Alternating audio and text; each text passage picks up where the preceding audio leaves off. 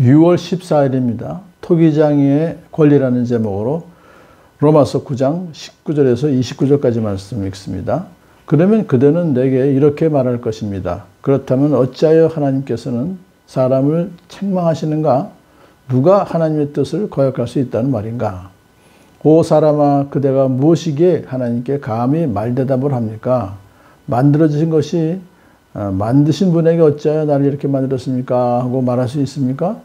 토기장에게 흙 한 덩이를 둘로 나누어서 하나는 귀한 데 쓸 그릇을 만들고 하나는 천한 데 쓸 그릇을 만들 권리가 없겠습니까? 하나님께서 하신 일도 마찬가지입니다.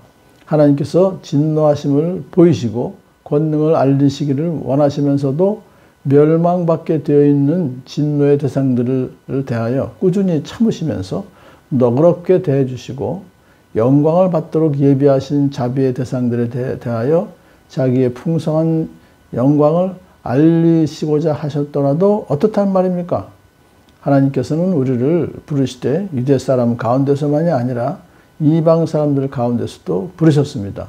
그것은 하나님이 호세아의 글 속에서 하신 말씀과 같습니다. 나는 내 백성이 아닌 사람을 내 백성이라고 하겠다. 내가 사랑하지 않던 백성을 사랑하는 백성이라고 하겠다.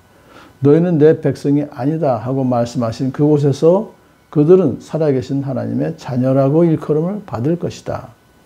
그리고 또 이사야는 이스라엘도 이렇게 외쳤습니다. 이스라엘 자손의 수가 바다의 모래알 같이 많을지라도 남은 사람만이 구원을 얻을 것이다. 주님께서는 그 말씀하신 것을 온전히 그리고 조속히 온 땅에서 이루실 것입니다. 그러나 그것은 또한 이사야가 미리 말한 바 만군의 주님께서 우리에게 씨를 남겨주지 않으셨더라면 우리는 소돔과 같이 되고 고모라와 같이 되었을 것이다 한 것과 같습니다. 앞에서 그대는 내게 이렇게 말할 것입니다 라고 한 그 이유는 이렇게 앞에서 바울이 했던 말 때문에 그러는 거죠. 하나님께서 바로에게 하나님께서 말씀하신 거예요. 이 일을 하려고 너를 세웠다. 곧 너로 말미암아 내 능력을 나타내고 내 이름을 온 땅에 전파하게 하려는 것이다. 이제 바로에게 이게 하신 말씀이거든요. 그러니까 이제 바로가 지금 계속 완악하게 이스라엘 백성을 내어주지 않으니까 결국 사실상은 내가 얼마나 능력이 있는 하나님인지를 너로 말미암아서 온 땅에 전파되게 하려는 거야. 이렇게 지금 하나님께서 말씀하셨어요. 그러면서 이제 그 다음 하시는 말씀이 하나님께서 긍휼히 여기시고자 하는 사람은 긍휼히 여기시고 완악하게 하시고자 하는 사람은 완악하게 하신다.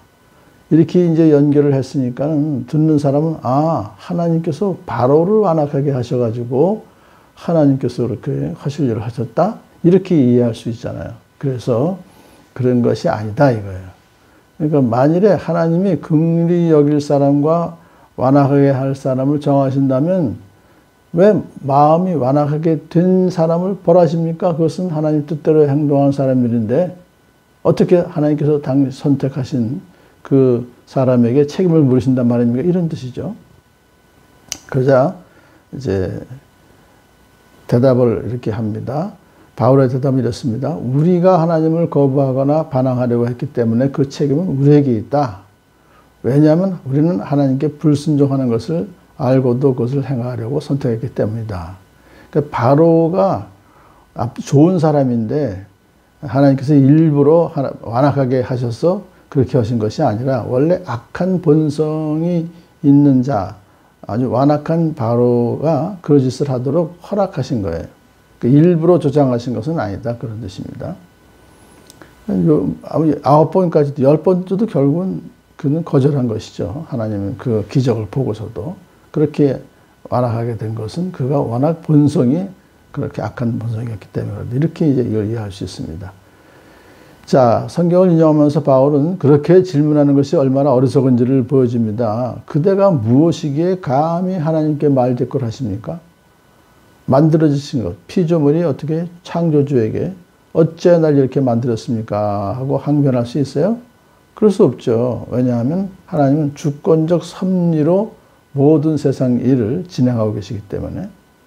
자, 그래서 토기장이가 자신이 가진 흙 한 덩어리를 나누어서 귀한 그릇과 천이 쓸 그릇을 만들 권리가 있는 것처럼 창조주 하나님에게도 그런 권리가 있습니다 하는 뜻이죠.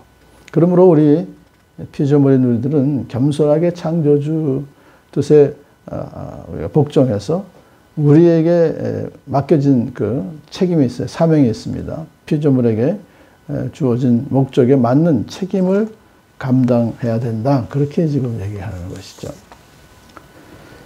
자, 그러면서 이제 예를 드시죠. 하나님께서 하신 일이 멸망받게 되어 있는 진노의 대상들에 대해서 꾸준히 참으시면서 너그럽게 대해주셨다. 이건 뭐냐면 이스라엘 백성들을 향하는 거예요. 그렇게 수없이 이스라엘 백성이 하나님을 거역하고 우상을 숭배하고 죄를 졌지만 하나님께서 그들을 또 용서해 주시고 구해 주셨잖아요. 그렇다고 해서 항의할 사람이 있습니까? 없죠. 왜 하나님은 그렇게 사랑과 긍휼이 풍성하십니까? 라며 하나님의 자비가 불공평하다고 탓할 수 없는 것이죠. 또한 우리를 부르실 때 유대 사람들 가운데서만 부르신 것이 아니라 하나님은 이방인 가운데서도 부르셨어요. 그러므로 하나님은 심판하지 않을 권리도 있으시고 구원하고자 하시는 자를 선택하실 권리도 있어요. 자유예요. 하나님은 당신의 주권을 더 긍휼을 베푸시는 데 더 사용한 것 같아요. 아무리 봐도 성경에서는요. 사실 우리도 하나님의 긍휼과 오래 참으심이 없었다면 우리에게도 소망이 없었을 것입니다. 그렇기 때문에 우리가 누구누구는 선택하셨고 누구누구는 거부하셨다 거기에 집중하기보다 하나님께서 나에게 베풀어 주신 긍휼과 사랑과 은혜에 대해서 감사할 줄 아는 이것이 더 필요한 것이죠. 자, 하나님께서 이방인 사람 가운데서도 당신의 자녀로 삼아 부르셨습니다. 이것을 성경 호세아에서 예언하신 것으로 이걸 입증해요. 호세아 2장 23절에 나는 내 백성이 아닌 사람을 내 백성이라고 하겠다. 내가 사랑하지 않던 백성을 사랑하는 백성이라고 하겠다.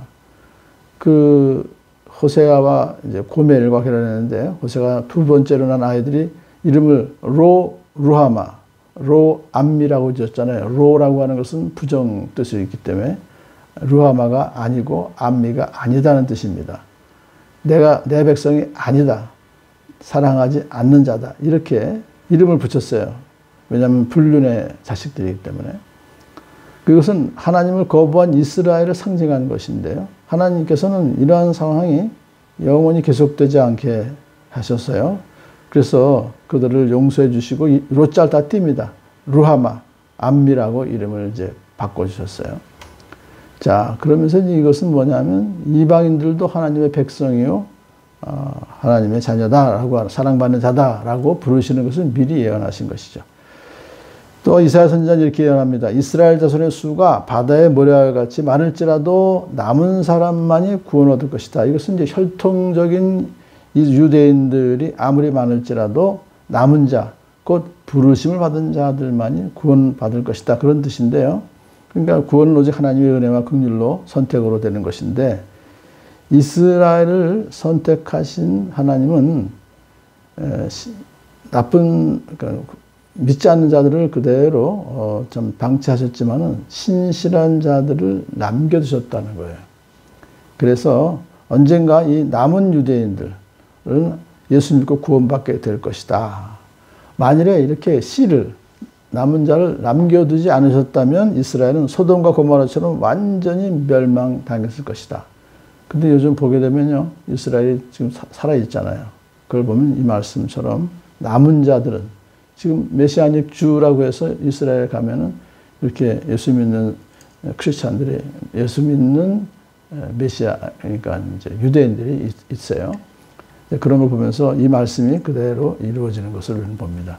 오늘 우리가 하나님께서 긍휼을 베푸신다고 그것을 항변할 사람이 없는 것처럼 우리는 하나님의 긍휼을 사랑을 듬뿍 받은 자들이기 때문에 우리 주변에 아직 믿지 않는 이웃을 위해서 기도하면서 그들도 하나님 긍휼과 사랑 베풀어 달라고 기도하는 복된 하루 되기를 축복합니다.